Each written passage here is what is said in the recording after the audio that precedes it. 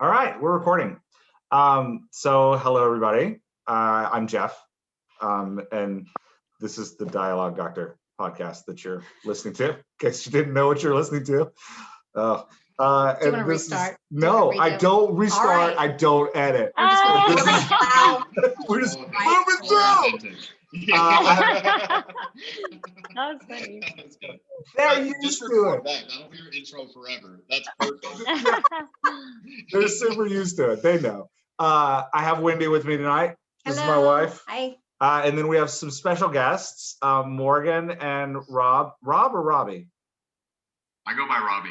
Okay, Morgan and Robby Maxey from the Maxey Company. And I'm super excited because they're going to talk to us about the Enneagram, which is a personality typing. I'm not going to explain it. I'll let them explain it.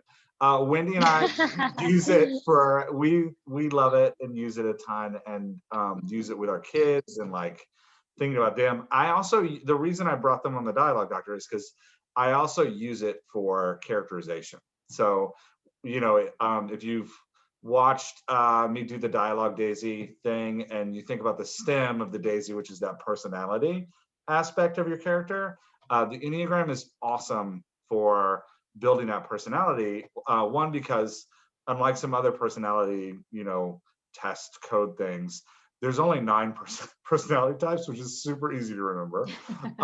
And Just a number. yeah, and the Enneagram talks a lot about how we relate to other people. So it's great for building a cast of characters because you can set up their moments of stress and moments of strength, and I'm sure we'll get into all of that. So Morgan and Robby, tell us a little bit about you and how you got into the Enneagram and kind of how you got to where you are. All you. Thank you. So I'm Morgan. I'm an Enneagram type 1. And when I graduated college, I kind of had this feeling of, I really desire to be a continuous life learner. And so when I was trying to decide what I should go after next in life, I thought, well, the study of people, I'm going to be interacting with people regardless of what career path I choose. So why don't I study a personality theory? So I picked up the Enneagram because it was very specific. And it was one of the first personality tests that I was exposed to where I felt like I wasn't being put in the box. It was actually unleashing who I was to the world. So instead of just feeling like, there's my personality diagnosis, and then that's just the way I am, I actually felt like I kind of got a roadmap on how to be the best version of myself.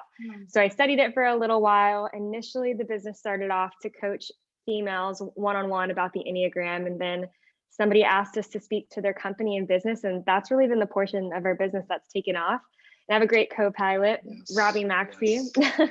and we really enjoy speaking to organizations, churches, universities about the power of the Enneagram because we've seen it alleviate a lot of tension in our lives, and we know that it's a tool that's going to help others do the same. Awesome. Wow, that's a tough act to follow. Thank you. Yeah, I was about to for that say. wonderful introduction.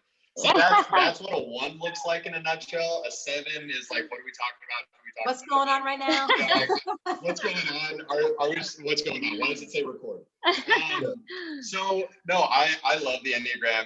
We got to be honest. Morgan's just BA. So she had a job and she just hustles. She wants to create businesses and create opportunities for our family. And we were in the park one day, and I was trying to relax. That's what a 7 does. Is let's just chill for a second and enjoy life without work.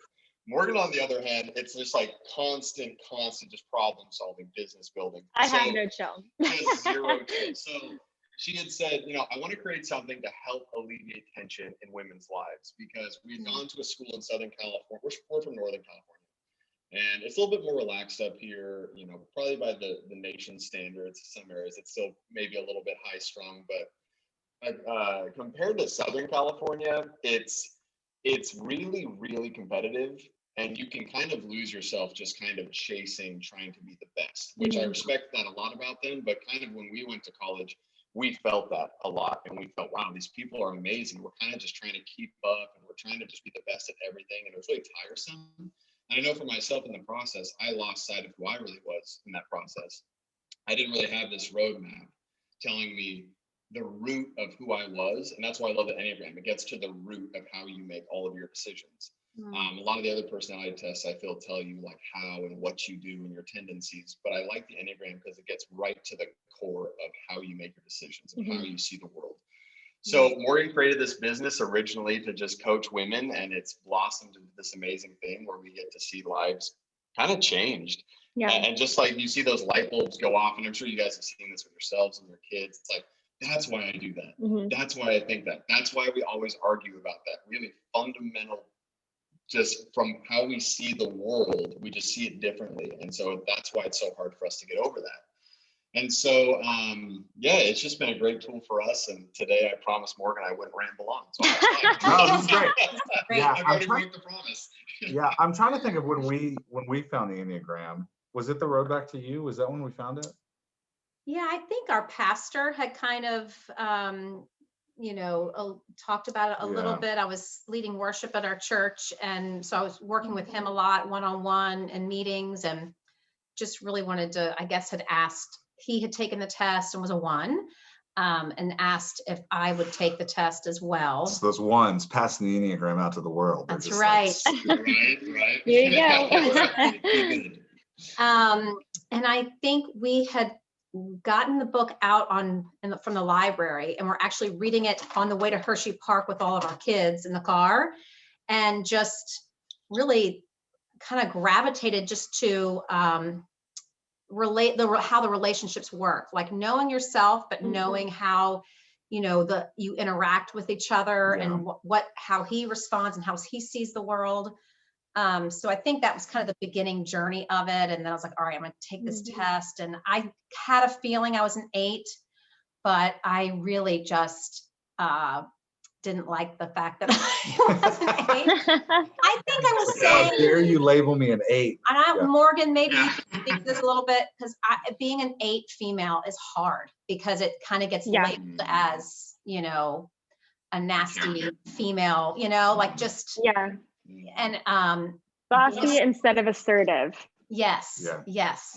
Totally.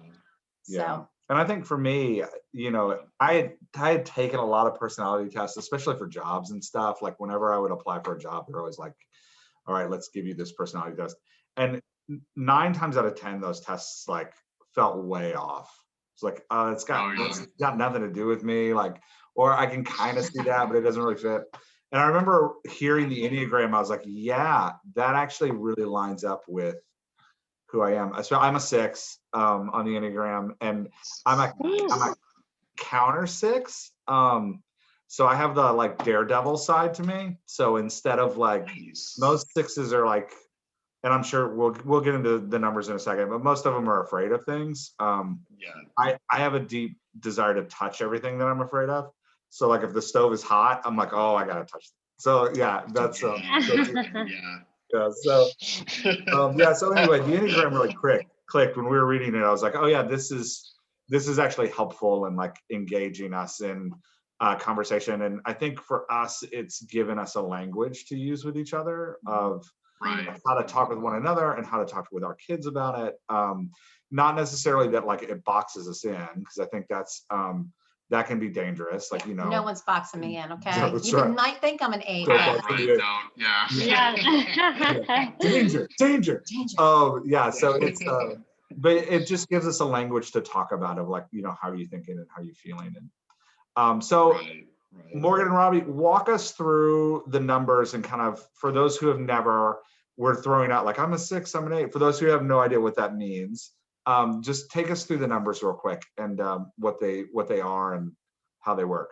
Yeah, that's perfect. Absolutely. So we'll start off first off by saying that the Enneagram is a personality tool that reflects the 9 different and valid ways that individuals interact with the world. So for example, I, as an Enneagram type 1, my core desire is to be good. So a lot of times in my day-to-day life, when I'm trying to make a decision, it often has to do with what's going to make me look good, what feels good, and what's morally good. And then our 2s. Yeah, our 2s are just are helpful advisors. They're just the kindest, warmest, most hospitable people. They love to bake.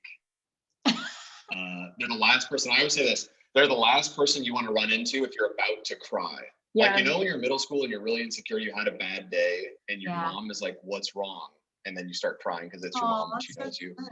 That's like am I the only one? I felt like I got no sympathy. No, I agree. Okay. No, I agree. Like everybody was like, oh, Robby, that's so sad. the twos, they're just the warmest people. Mhm. And so they're always making their decisions based off like others. You know, Yeah. how can I really love on others? How can I put others before myself? Which is really a great attribute. But they do have this fear of kind of being needy. Mhm. And sometimes they can use that, they can use that desire to help others to kind of manipulate a Mhm. little bit to just kind of get others to love them back. So Yeah. yeah, but they're great. We love They are twos. great. And then our Enneagram type 3s, these people are known as our successful achievers. So their core desire is to be successful and to achieve all the things. I always like to say the joke, if the GPS says, hey, you're going to get there in 10 minutes, like, oh no, I'll be there in 7 minutes, because these people are all about getting to the next thing quickest. They have a lot of energy, they're encouraging, and they actually have the gift of inspiring the people around them because they take on so much in their life where people notice them because they're impressive. Yeah. For sure. And then our 4s, these people are our romantic individualists. And I think when talking about our 4s, something that I really like to highlight, underscore, and bold is the fact that they find their identity by being different from the people around them. So, which is really different from the other 8 numbers. I find relationships work out pretty well when we focus on our similarities and what we have in common. But a 4 will actually feel like their identity is being stripped from them if they look too much like someone else. So their core desire is definitely to be unique, significant, and their core fear is being flawed. And honestly, they want to be the original. They don't want to see they don't like copycats. Yeah. Do not copycat a 4. Don't do it. Yeah. They also, one cool thing that you always say is they have the gift of emotions, not the burden. No, the gift of empathy, not the burden of emotions. Yes, that's huge. So our that's Enneagram nice. 4s are our most emotionally in tuned numbers. So what I mean by that, a lot of people, they have emotion and they go straight to action. They're like, I don't want to think about the emotion. I just got to move and get through this. A 4 will light a candle, let the rain fall, let the tears fall, and fully feel whatever emotion they're feeling, even if it's negative. So I don't know if you guys have seen Inside Out. Have you seen that movie? Yeah. Oh yeah. Yes. Oh my gosh, yeah. Okay. Yeah. So Sure, that movie is an Enneagram 4's favorite movie, I'm positive, because it's all about how if you don't have sadness in your life, you can't really experience true joy. And so whenever someone's like, what's it like to be an Enneagram 4? I'm like, watch Inside Out and you will see. Yeah. It's the perfect analogy. It's a good movie. So the 5s are our trivia all-stars. These people just want to be knowledgeable. They I'm actually blanking on what we would say their official name is. The Intellectual Investigator. Intellectual Investigator. Yeah. Thank you. That's why she gets paid a big bucks.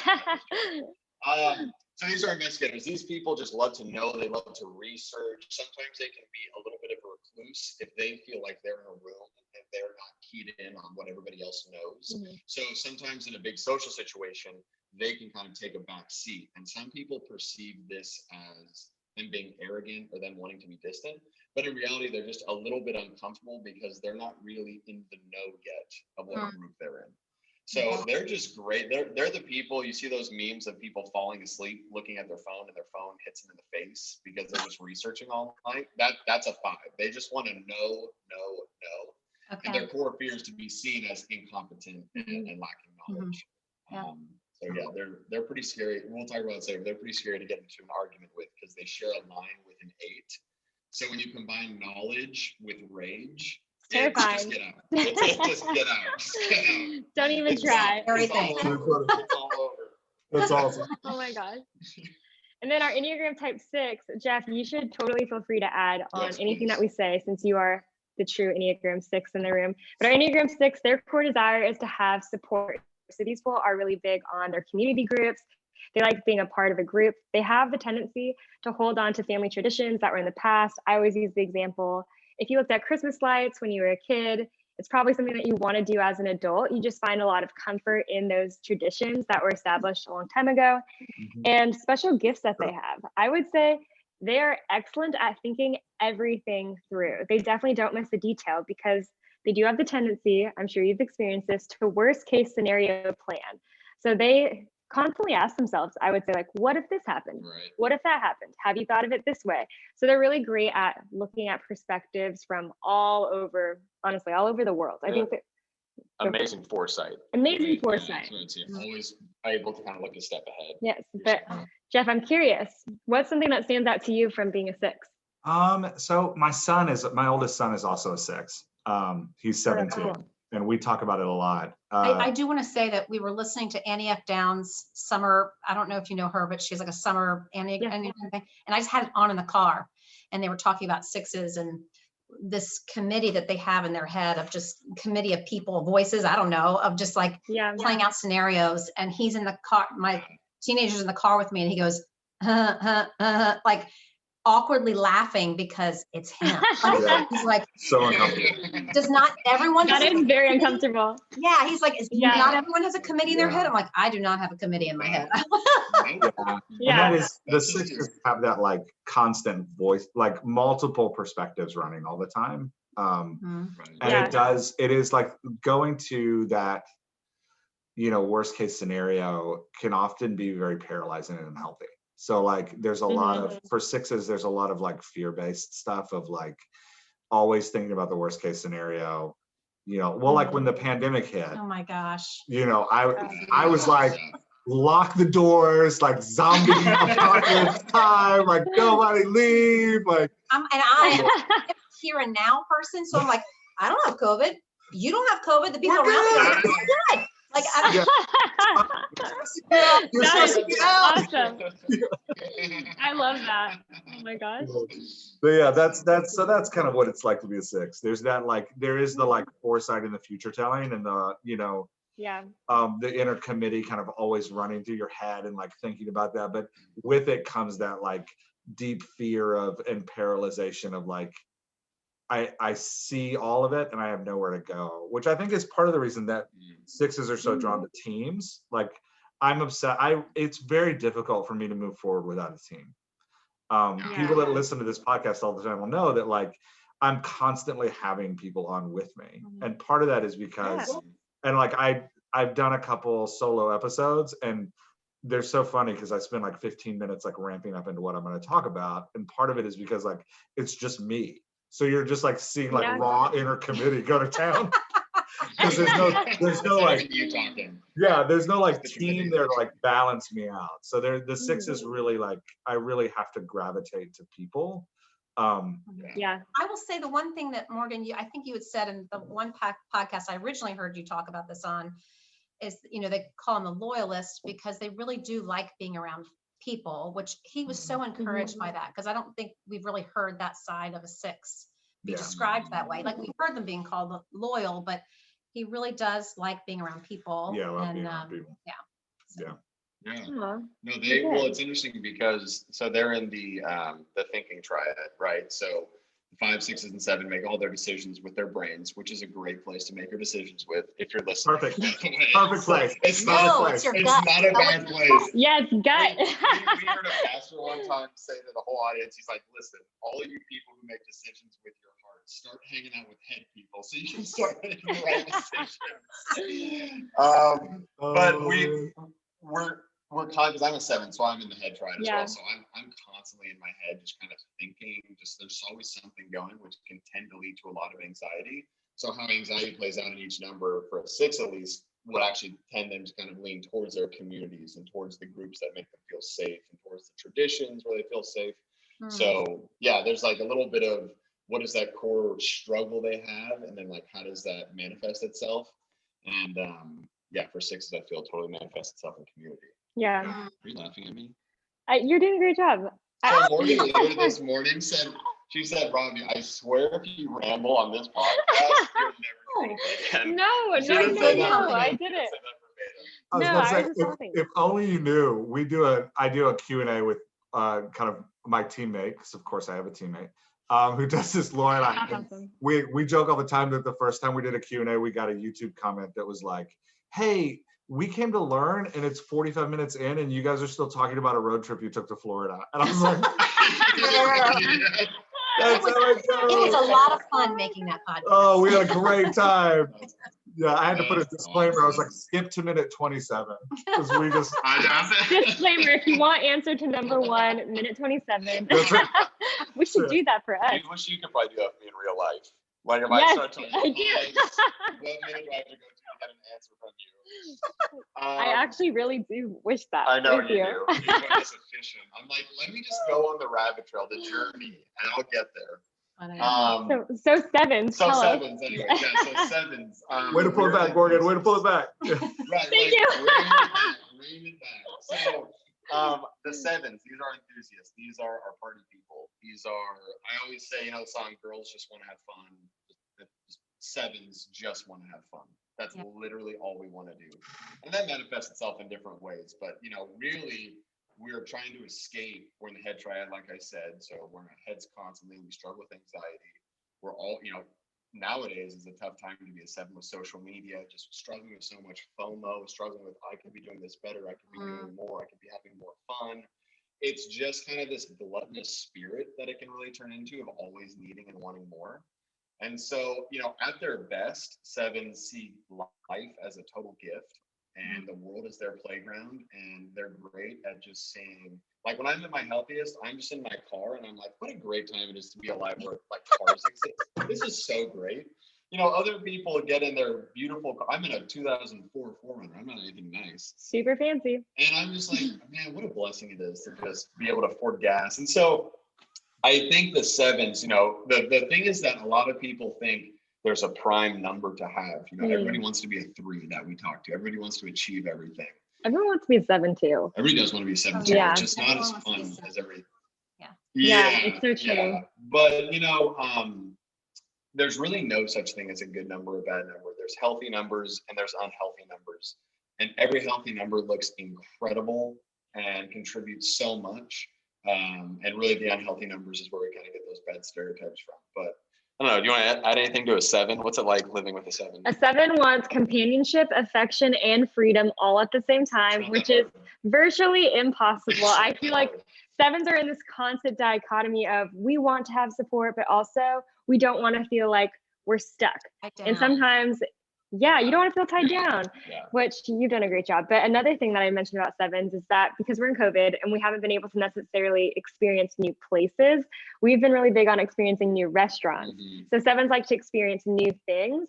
And I like to cross things off the list. So a way that we've kind of like combined our shared interest of crossing things off the list and experiencing new things is creating a list of all the like coffee shops and restaurants in the Sacramento area that we really want to try. Yeah. And it's been funny because Morgan feels like I feel productive and Robbie's just excited we went somewhere new. It's so funny. But I just had a great thought about 7s and I completely lost it. Oh, really? So yeah. Okay, well, interrupt me if it comes back. Yeah, I'll come back. So we'll go to talk about the 8s, the Wendy's of the world. So our Enneagram type 8s are our protective challengers, and their core desire is to have control, but not just control. They also feel the strong importance to protect themselves, but the people around them, which I think is something that people forget about 8s. They just see them as control seeking, but it's really not that. They only want to control you because they want to protect you. It's a nice thing they're doing, quite honestly. Well, the 8s I feel free us up because sometimes, especially now in our culture, everything's just everything. What's not a hot topic nowadays? So we all feel like we kind of have to dance around the conversation, and we can kind of be passive aggressive, and do not be passive. I can't stand passive aggressiveness. I can't stand passive aggressive. Be aggressive. I think the 8s give us the gift of just being able to be ourselves. And maybe you don't like who we really are at times. That's not guaranteed. But the 8s will respect and appreciate just honesty. And that's how they're going to grow. And that's how the relationship is going to grow. It's not going to be, I feel the 8s I know, I just interviewed with an 8 actually. And this guy, usually in interviews, I'm a 7, so I can just take him on this journey. And he can charm people. So he said, do you have experience with this tool? And I was like, well, I've got my engineering degree, and so I'm really a problem solver. And I'm kind of just dancing around it. And at the very end of my 3-minute soliloquy, he was like, so no. So I was like, what you're saying is, that's like the epitome of an 8. It's like, cut the crap. I can see right through that. Let's just get to the heart of the issue. I love that. That was a funny story. I know. He did that in the interview. Just so no. I love that he did that to you. No, I feel like it was good for you. It was good. I But don't. what I also want to say about eights is I feel like a lot of times they get tagged for being like brutally honest and blunt. But what I would say is if you receive brutal honesty from an eight, it's actually a sign of respect, in my opinion, because they think that you can take it. And I think one of the best gifts we can give people, especially in the day of social media and fake news all over the place, is an honest answer. And so if you have a friend that's an eight, talking to the viewers here or the listeners, if you have a friend who's an eight, you're like, wow, like they're kind of blunt, it's kind of hurting my feelings. Seriously, like try not to be too sensitive, because eights are just doing it as a sign of respect. But Yeah. Wendy, would you say you resonate with that? Yeah, what do you think, Wendy? Experience? Oh boy, I feel like I feel very assertive and confident. In like, I know I'm not a 7 because I don't really have a lot of fear base. I really am split in the middle when I took the Enneagram test between a 7 and an 8. So Right. me, I do resonate with assertiveness. I resonate with wanting to protect my family, especially a lot of my control, I think doesn't necessarily have to do with, it really is just more about protective. I definitely sense that. Yeah. I have a strong justice drive that I want things wanting to be fair. Like I care about the underdog, and like the social justice issues a lot of times will really, Yeah. and anger is my first emotion. So that's why I know I'm not a 7, because anger is Yes. my first emotion. Yep. So anyway, I do resonate. I'm not necessarily power hungry or control. I really care deeply about relationships and those that are close to me in my circle. But yeah, I definitely have that protective vibe. Actually, one of the things that you shared in your last, sorry, I keep bringing it up, but your No, it's last okay. It was the podcast, No, Nicholas. it's good. That's We haven't said- great. We, Nicholas, we, yeah, I'm we glad. found you on the Nicholas Natali show. We I gotta should say say that that. out loud. Yeah. but you Shout said, out, Nick. Go, Nick. so you said something about childhood wounds, and we don't have to go into that because that's another layer, but Yeah. I was so unaware of what that was. And so we looked it up, and he read it, mine, and I just burst into tears because it was all about my mom, because I was a strong, opinionated child. I don't think she knew what to do with me. And so rather than like develop that, it was more of like, no, you should be quiet and like try to describe what a girl should be like. Right. Yeah. And so to balance that more like really overly emotional parent, I just became this more assertive kind of, it really resonated with Yeah. me. Yeah. But Yeah, that's so true. Yeah. I think one of the things that's great about eights is they're like, thanks, babe. if you have Aw. an 8, or writers, if you're writing an 8, it really is gut, right? Like she knows like when something's unfair before she can process it, why it's unfair in her head. Yeah. She feels it in her gut, and there's like a Yes. Yeah. deep, like, and it's not about necessarily right or wrong, right? Like it's not like black or white, which I think is more a one Right. thing. It's like, there's good and bad, right and wrong. But for an 8, it's Yeah. about just and unjust, and like, is that person Yeah. being treated fairly, or is that person being like pushed down? And there's that deep, like, so we'd laugh because I'm all head, right? Like I'm all thinking all the time, and like, debating that inner committee constantly, and she's all gut. And so as a married couple, as like a partnership, we've had to figure out like, okay, if her gut is off, even if my head hasn't caught up, I need to like stop my head and trust her I gut. mean, come on, isn't he the And best then- husband ever? I mean, Well, and then there's That's the so reverse good. so sweet. of like, she'll say like, my gut is like freaking out, and like, can you help me explain it? Yes. And so that's where like my It head side really can come in helps. and be like, okay, yeah, That's because I have all the awesome. perspectives. So let's sit down and talk it out, and like, Yeah. from all the angles, what's going on. Yeah. Yes. So No, anyway, that's awesome. I love that you said that. That was really well put. Yeah, and I've actually never thought about that. It was so validating. It really was because Mhm. I was working with somebody who was a 1 and had like researched and, maybe I'm getting it, the list and everything, and just a lot of head knowledge, whatever. But they were saying, like, I was communicating something and then he said it back, and I'm like, my gut went like, No. and I'm like, no, that's not what, but I went home, I was like, I didn't know how to respond because Right. I didn't have, so he helped. He's like, I always know that if your gut is saying, something's up, I need to listen to your gut. and let my head catch up later. So I just, thanks, babe. Go to That's me. Maybe so maybe true. me and Jeff can hop on a call later so I can. And maybe Wendy and I can hop on a call. Because the thing is like it's so weird to me that someone can just have this like intrinsic feeling that something's off and they're right. I have feelings all the time. They're always wrong. So my thought is like, if I have this feeling, I'm probably off base. But Morgan has had several things during our marriage where she said something's not right about that, and I think this is what's actually going on. And to escape pain, which is what a 7's whole life is about. No, let's just move on. Yeah. And we'll just kind of go this way. She is always right, and so I'm not always. it's literally always like, so I've slowed down a tad, and just every time she says something's wrong, it's like I feel now I know, okay, this is valid. I need to slow down and actually listen. But I think, Wendy, your point is so good, because sometimes I think what 1s and 8s and 9s always say is, I just know. And I think I experience a lot of frustration personally, because I think a lot of people think there's no validity to my feelings and instincts, because I haven't necessarily thought through why my gut is telling me that. I just know that my gut is right. Yes. And so a lot of times when I'm like, oh, I see this about a situation, someone will be like, why? Like, that's so frustrating. It's just because I know, but now I have to explain and figure out how to get other people to understand like why my gut is feeling a certain way. It is hard to put those words to just that feeling. Yeah.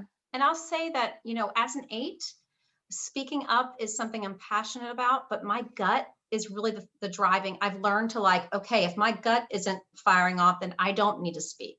So it's also in that regard has helped me. Like, I'm not getting the signal that I should speak up, so I just let it go, or process it with him later. So it just kind of, that makes any sense. And just for writers, like, we got to remember to keep bringing that back to writers. I can talk about Wendy always talk about the Enneagram. So, it's like, I can work this in for writers.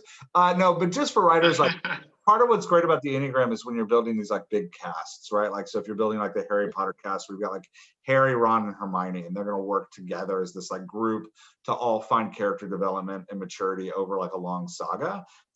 Part of what I like about the Enneagram is it is this, you hear us talking about like, Wendy's an 8 and I'm a 6 and I'm head and she's gut, and how that like works in and out. The Enneagram creates these nice pairings that lead to natural conflict through personality that characters can then grow into. So like taking this out of the realistic world and putting it in the fictional world, the Enneagram is a great tool for writers to kind of like plan out that big cast of characters. So if you're using that character wheel chart that I talk about on the podcast all the time, you're lining up your characters and you're figuring out like, okay, how do I contrast and complement their personalities so that I can get this wide variety of a cast that allows me to like paint with all these different colors, instead of just like painting with one color, which would be like the mono mouth of like, you have one personality and all your characters share it, and they're all just like, they're all blue, so your whole painting's blue. But so you can get that whole like palette of colors. The Enneagram allows you to like get some nice contrasts and complements with characters. No, I 100% agree. So beautifully put. That needs to be You guys said. are clearly communicators. Yeah. It's very well put. What just for fun, like no serious comments or anything, but do you guys have numbers you think that you naturally complement or that you naturally butt heads with? Wait, before I'll save that. We got to do a 9. We got to do a 9 first. Oh, Thank you, Jeff. I was thinking that for the last 5 minutes. I was like, who can forget about our 9s? Yeah. To be fair, I was thinking about it, but I just decided what I wanted to do more in that moment. That's kind of how it is. Yeah, you were having a good time. You just wanted to try. You wanted to taste down the rest. Yeah. I've got one more beer in the fridge. I'll crack it open. We can just.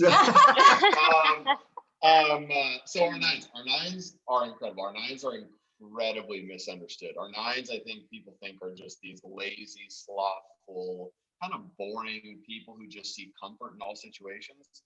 Not true at all. That is probably what we think like an unhealthy 9 would look like. But a healthy 9, and we'll talk about this later, goes to a 3 in health, and they're just achieving. And so really it's like a key thing to drive into people's minds is like there's just healthy and unhealthy numbers. That's it. There's no good or bad. Yeah. And so our 9s, just think of your Gandhis. I actually have a great story about our 9s. So when we first took the test, my brother and I took it together, and I I totally faked the answers. I wanted to be a 3. So I just wanted to be a 3. That's how I took the test. Because I just want to be Michael Jordan, you know? And so I took it, and, you know, at the end, it gives you like famous people who you're also like. It was like, so I went to my brother and I was trying to brag a little bit. And I was like, hey, what's up? You know, so who are you like? And he said, no, tell me yours first. And so I was like, well, you know, it's Michael Jordan, Oprah Winfrey, you know, just some ballers. Super And I was successful. like, but you know, yeah. And I was like, Successful. but you know, who are 9s? Who's a 9?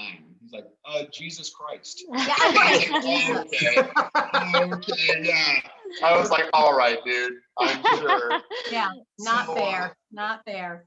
Not there at all. Our 9s are just like our peacekeepers, is what we call them. They're just they love harmony. They're trying to avoid conflict. They're trying to see both sides of situations. Really, Yeah. at all times, they're just kind of trying to stay out of conflict. So, Mhm. and you know, that can become unhealthy, and it can become to a point where they're avoiding difficult conversations. They're avoiding the decisions. You know, if you ever try to ask a 9 where he wants to go to eat, it's just a nightmare. Yeah. No one, you know, they don't want to make that decision. But really, a healthy 9 is an incredible person who seeks really to fulfill their mission on Earth. They're completely driven. They're easy. They're more comfortable getting out of their shell. They're easy to get along with. They're easy to get They're along really with. kind. Really kind, really just peaceful and comfortable, and you feel like you can just come to them and be yourself. One thing that we will say about our 9s is their deepest fear is to be seen as, well, it's actually really interesting. There's 2 fears a 9 has. One is to be seen as unimportant, and the other is to be in conflict, which you can imagine is this incredibly difficult dichotomy to live in, because one is, say something is kind of going on in the office or in the home. I don't want to be seen as unimportant, so let me assert myself, but I also hate conflict so much. Yeah. And so it's kind of like this, just, you can imagine somebody You kind can of feel like, the tension you when can you're interacting feel with it. a 9. Do I not? And so Yeah. it takes up a lot of headspace for them.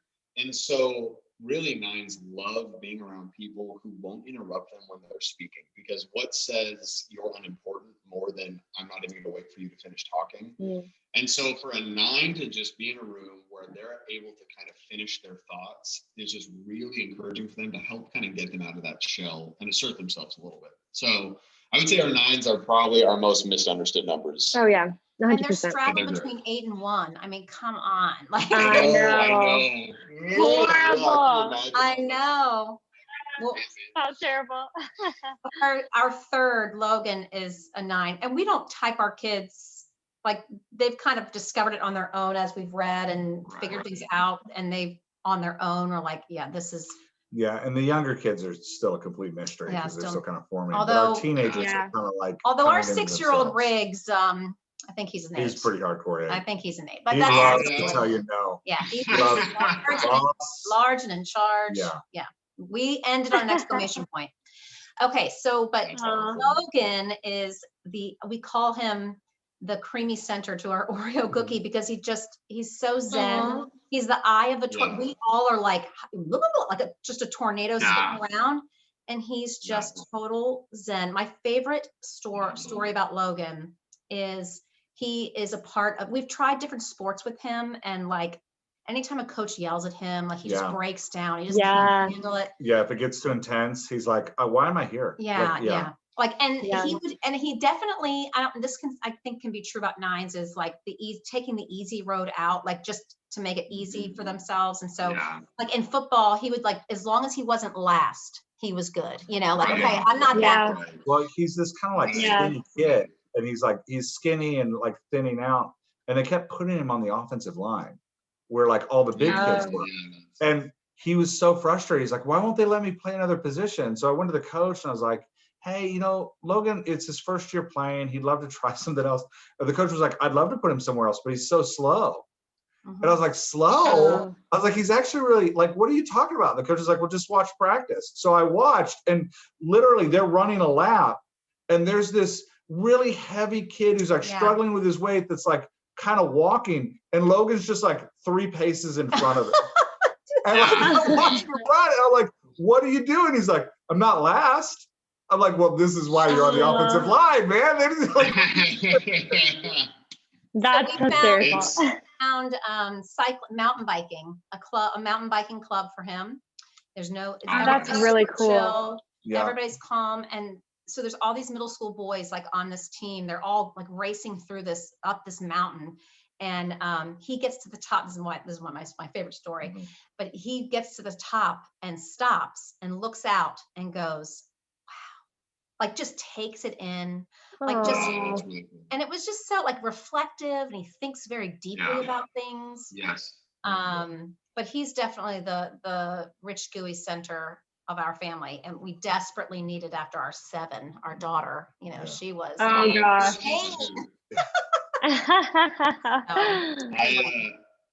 He sounds so much like my brother, Yeah. who's my best friend in the world. He's a 9, and we played basketball together. And for me, if a coach yells at me, I actually activate my 8 wing, and I love it. And I'm just like, I get fired up, and I'm like, yes. And it's just like it's helps me get that rage out a little bit. Charlie, if you yell at him, he would just like, it's just not going to work. It just doesn't work for their internal wiring, and that's fine. And one thing I realized with Charlie, as he's really grown as a leader and as a man, he's really become incredible. When he sees his role as important, that's the key. And when he sees I'm essential to the function here, I'm essential to the team. When we run soccer team our junior year and senior year of high school, I was 1 year ahead of him. His junior year, he was getting better. He wasn't a captain though. He was kind of taking not a back seat, but he hadn't completely come out of his shell yet. His senior year, when he became a captain and he really realized I'm essential to the success of this team, he was just amazing. Yeah. And I think that's the key ingredient to unlocking our 9s, is showing them what your role is on this team is actually really important. And I love that for our kid, to say you are essential to this family. Like I could not have survived 3 kids under the age of 4, at those early years. He was just the perfect gift for us at that time, and still continues to be for our family. So anyway. Yeah. And it is fun to see him click into things, right? Like you're talking about, like when a 9 figures out, like, oh, this is what I want. Yeah. They that achiever, like fighter that matches that like 8 and 1 totally kicks in, and it's really neat. Yeah. So you would ask what numbers complement each other well. I've been thinking about that as you talked. My inner committee. So I will say this. He wanted to ask you what 2 characters would be great to write in like a series of conflict. I go, babe, that's not the point of the Enneagram. The Enneagram is like, we can all numbers are good for other numbers. Like we can get along, Yeah. Well, and I was thinking about it. I love that question. Yeah. Answer it. Yeah, you answer it. You want us to go for it? Yes. Do you want to give our own answer for that? I have a couple thoughts. Yeah, give us your thoughts. So first off, what I will say is like a 1 and a 7, they obviously like share a line, which is great. But also when Robbie's stressed, he goes to a 1. So he experiences a lot of the unhealthy characteristics that I experienced. And then when I'm in a season of happiness or growth or security, I'm feeling a little bit more confident, I look a lot more like a 7. So 1s and 7s are interesting to me because a conflict that we ran into a lot in our marriage in our earlier years, well, we've been married for 1.5 years, so we're in our early years. But in the very early years, like 6 months in, was I had this constant desire to be responsible and to get things done.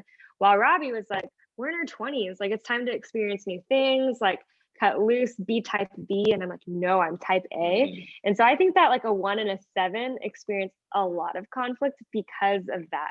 1s wish so deeply that we could be carefree and not care about our to-do list and be like a 7. And 7s so deeply wish that they could focus and get everything done on their list. So it's kind of, I would say 1s and 7s are so interesting in conflict. I'm going to take it one step deeper. Do it. You don't mind. I don't mind at all. Any pair of numbers that share a health and stress track would make a beautiful story. So in my mind right now, I'm thinking of a 3 and a 9. And a 1 and a 7 is great. What else? A 5 and an 8. Yeah. Talk for a second for those who don't know the Enneagram, talk about that like healthy stress track and what that means. So like when you look at an Enneagram chart, you're going to see these lines going from every number. Tell us about that for a second. So with the Enneagram, again, like what I said at the beginning was what I really liked about it was that it doesn't put you in a box. It shows you the box you're already in and how to get out of it. I stole that from Morgan Crone, who wrote the book, The Road Back to You. But it's such a great point because I, as an Enneagram type 1, I experience a season of stress and I look a lot like a 4. On the other side of things, when I'm in a season of security, I look a lot like a 7. So I'm not just experiencing 1 all the time. I'm not just an Enneagram 1 all the time. I'm actually experiencing a 7 and a 4. And if we want to take it one step further, I'm also experiencing a wing 2 and a wing 9. So you're really experiencing 5 out of the 9 numbers, which sidebar, which is why a lot of people have a hard time figuring out what number they are, because you truly experience 5 numbers when you're one number. Different seasons of life, and that's kind of a lot. I think one thing people get hung up on is like so the thing that's funny is my friend is a 5, and 5 and 7 share a line, and so he's like, let me get this straight. When I'm unhealthy, I start acting like you, and when you're healthy, you act like me. It's like, no, that's not what it means. No. How dare you? So when a number is in a season of health, they're in maybe a season of success or emotional, mental stability. Things might just be going well in life. They really start drawing from the positive characteristics of a different number. It's going to be the same number every time. So I'm a 7. I'm always going to draw on the positive characteristics of a 5. So I'm going to become a little bit more grounded. I'm going to become a little bit more thoughtful. I'm not going to be as scattered. I don't become a 5. I just draw on their positive characteristics. In a season of stress and insecurity, and maybe I'm just struggling mentally, or life is just stressful, I'm going to go to a 1, which means I'm pulling on the negative qualities of a 1. I don't act just like a 1. I pull on those negative qualities. So I'm going to get too much into the weeds, too much into the details. I'm going to be listening to that voice in my head constantly that's telling me I'm not enough, you're not doing enough.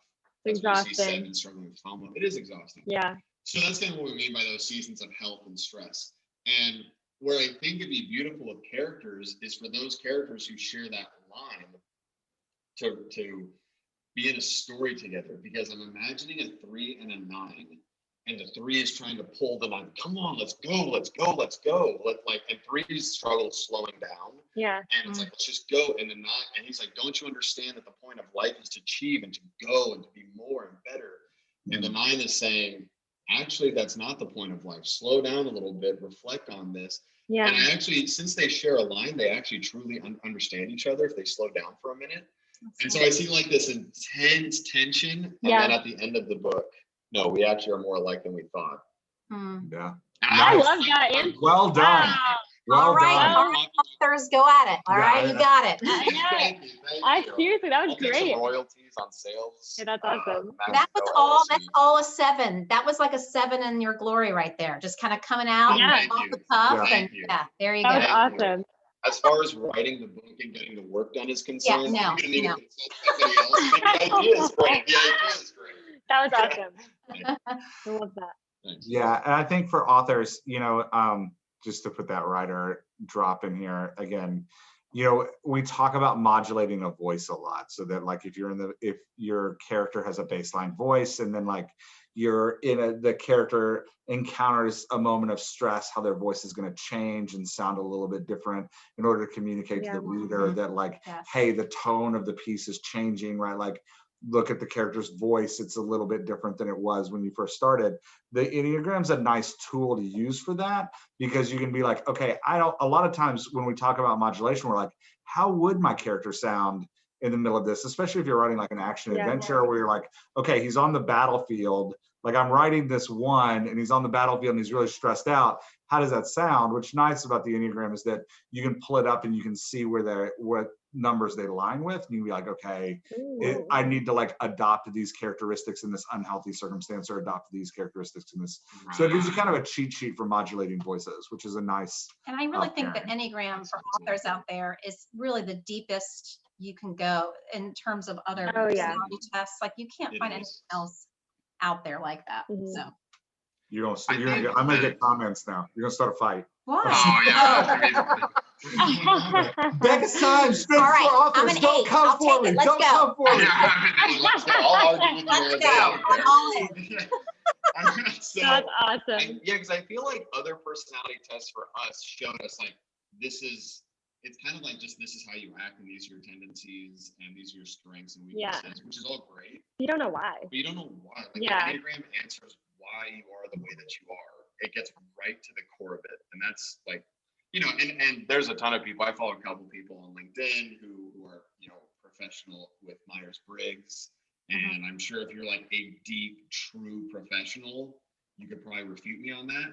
But I think for the novice, the Enneagram is as easy as it gets. There's 9 numbers. You don't have to say ENFJ, ENTP. Oh, like, gosh. You can't remember all that, Yeah. especially if you're getting used to it.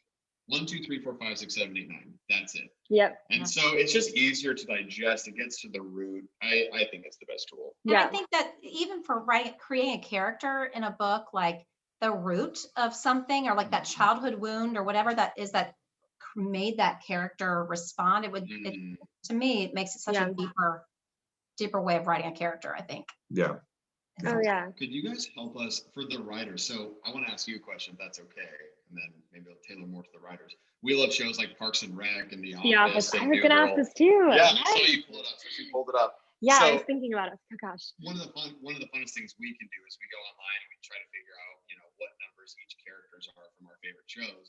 And so I'm curious for you guys, as writers, is this something that's incredibly I'm sure it is incredibly intentional from the beginning? Because as consumers, sometimes we can watch the show and think, oh, they just made like him the funny guy, you know, him the prude, you know, him the inappropriate one.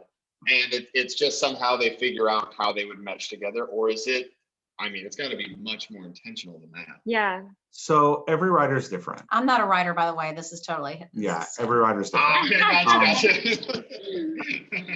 So, yeah, only writer on the Writers Podcast. I'm a supportive wife on this podcast. That's right. She's a lovely wife who's a lot more fun than I am. So,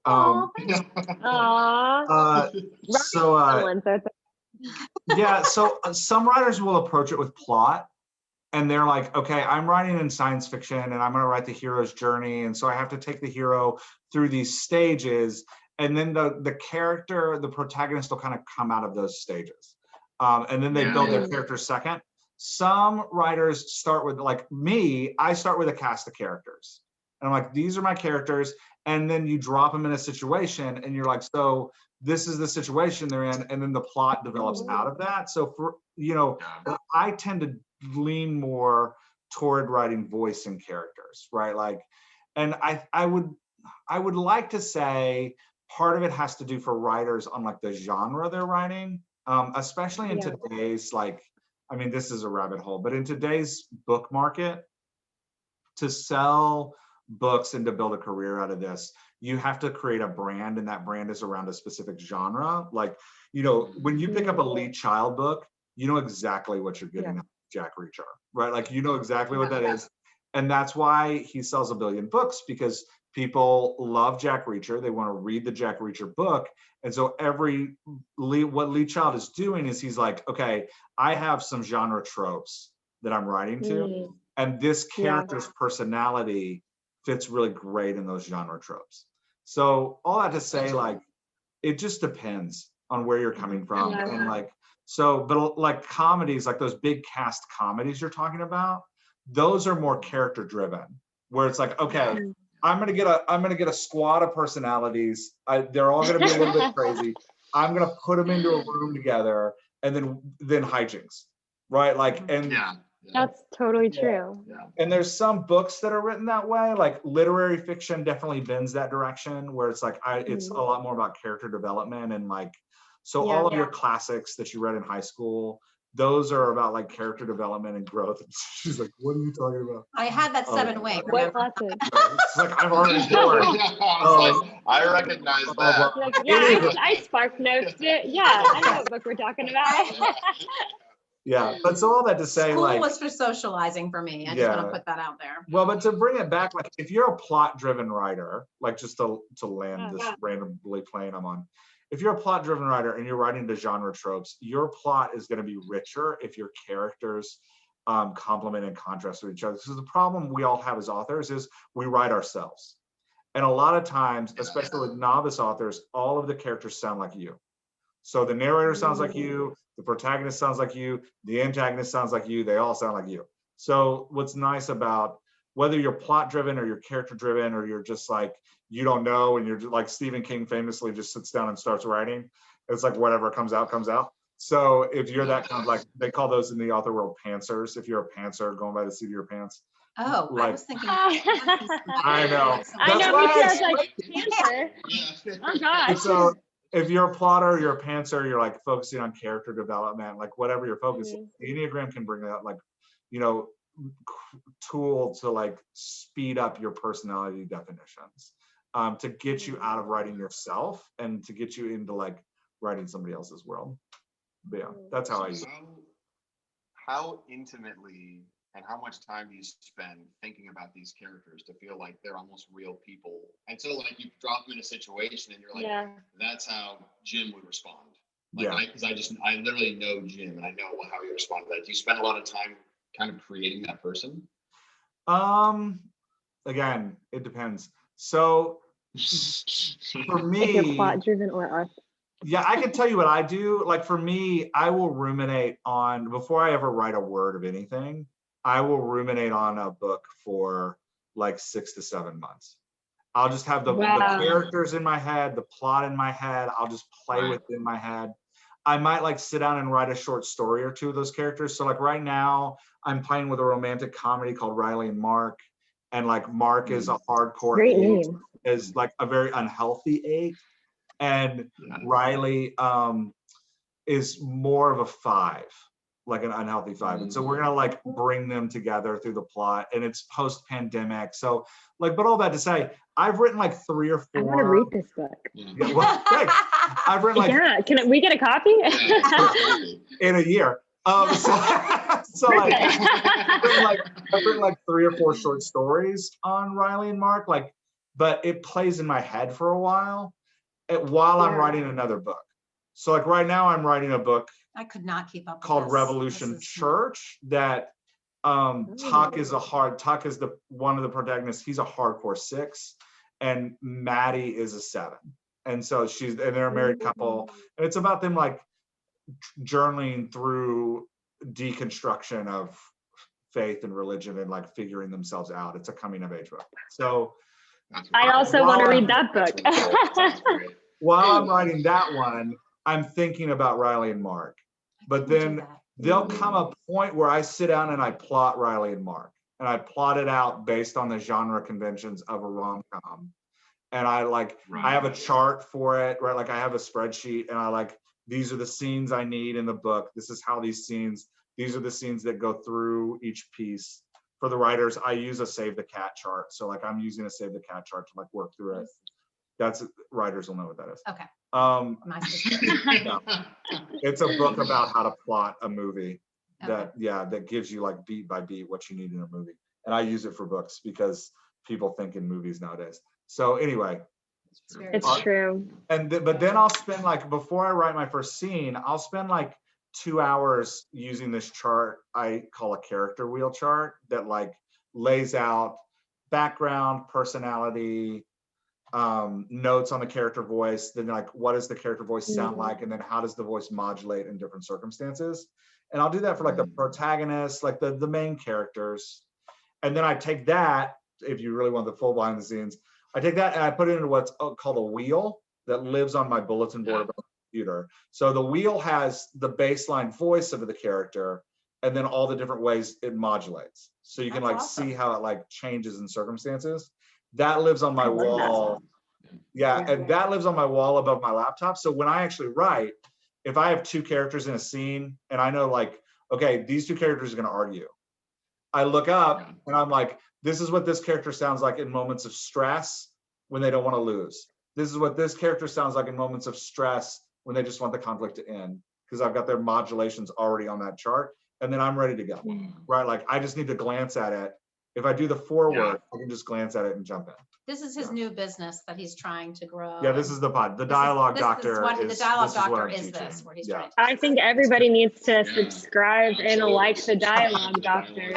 I'm serious. That makes so much sense. I love that. Yeah, thank you. So I've kept you on for an hour, and I don't want to keep you. This has been amazing. Thank you so much. I want to know how, can you tell people how, first, like this next piece I think would be a great way to end is how they find out about the Enneagram, or through you guys, how can they get more information? What would be a great place to start? I also know you have a blog and you have an Instagram. And so tell us where to find you and how we can like get engaged in Enneagram stuff through you. Yeah, absolutely. So it's pretty simple. It's at the Maxey Co for Instagram. Our website is www.themaxeyco.com. And we spend a lot of time on those pages kind of breaking down what each Enneagram number looks like in relationships. That I would say that's our primary focus, because we talk to a lot of organizations, which I think would be really helpful for the viewers and the listeners of the Dialogue Doctor, because writing books is about relationships and understanding your character development. And I think that our content would be helpful. And absolutely. Yeah, no, it's there's a ton of good information out there. I would say the book that's really changed my perspective is called The Wisdom of the Enneagram. That's probably the most, and even Morgan Crone's book is great too, Grow Back to You. But The Wisdom of the Enneagram just was like mind shattering. Yeah. There was so much. That's when I really learned about childhood patterns and kind of different nuances for each number.